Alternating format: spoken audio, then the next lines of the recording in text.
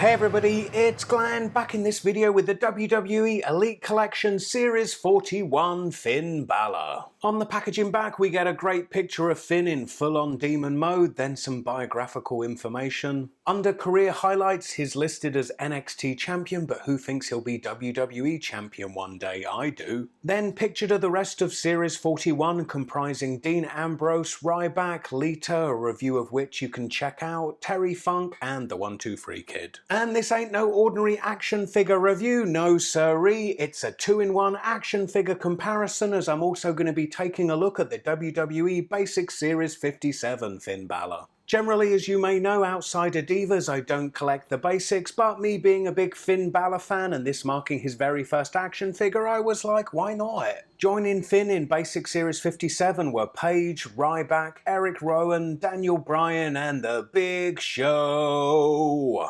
So here they are, both out of packaging, and if there was ever a case of splashing out for the higher Elite price tag being worth it, then boy, this is it. And I say that as the headdress, those wrist gauntlets, and that deco, it's just a feast for the eyes. And the cynical part of me was thinking for Mattel to realise a Finn just like this, they'd stick him in the defining moments line and charge an even higher price tag. But as much as I enjoy the drama of Finn's demon entrance, it is only something we get to experience every few months at NXT TakeOver. So there is a place for the basic Finn, as after all it is how we more often see him weekly on NXT. And while the simplicity of his more normal look makes for a great contrast to his demon appearance, a detail I do like about the basics is the snakeskin print on the kick pads. Taking a closer look at the basics head scan and compared to the picture of Finn we got on the packaging, I think it's a decent enough likeness. And something I really do appreciate is the graduated deco of his hair, with it really looking like it fades out into the shaved sides and back. Yet, as complimentary as I'm being about this basic Finn Balor, it is to me merely the appetizer, and the Elite Finn Balor is the main course, because as both a wrestling and comic book fan, how can it not be? As his demon incarnation is heavily inspired by both the Venom and Carnage symbiotes from the Spider-Man comics, yet likely an inspiration kept loose enough that Marvel can't lawyer up in the way they and Warner Brothers might have done with some of Finn's comic book looks he adopted while still more under the radar in the indies. And the variations in his body art certainly makes him a goldmine for future elites. So as you saw there, the headdress is easily removable, as are both of his wrist gauntlets,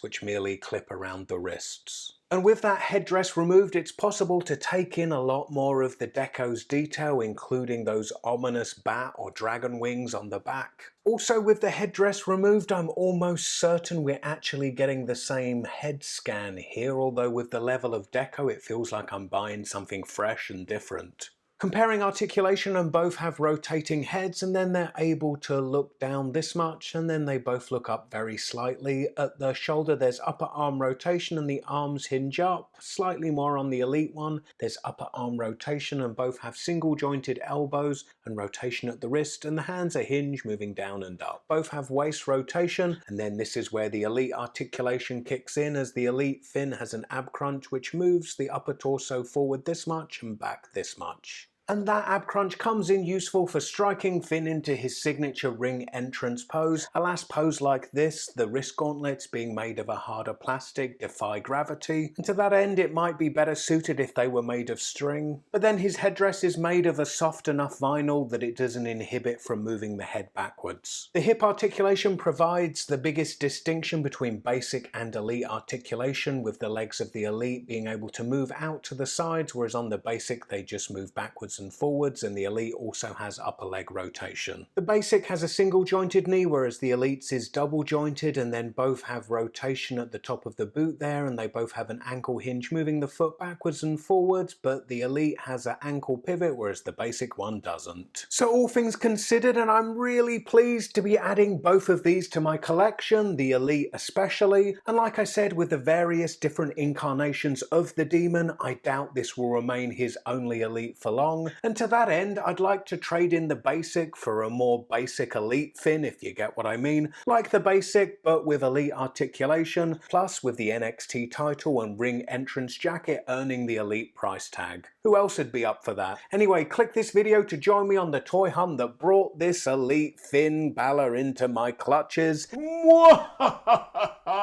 And you never know what else I might stumble upon while out and about toy hunting. I'd love it if you could give this video a big thumbs up. Go on, do it, and I'll love you a long time. Hope to see you next time. Bye.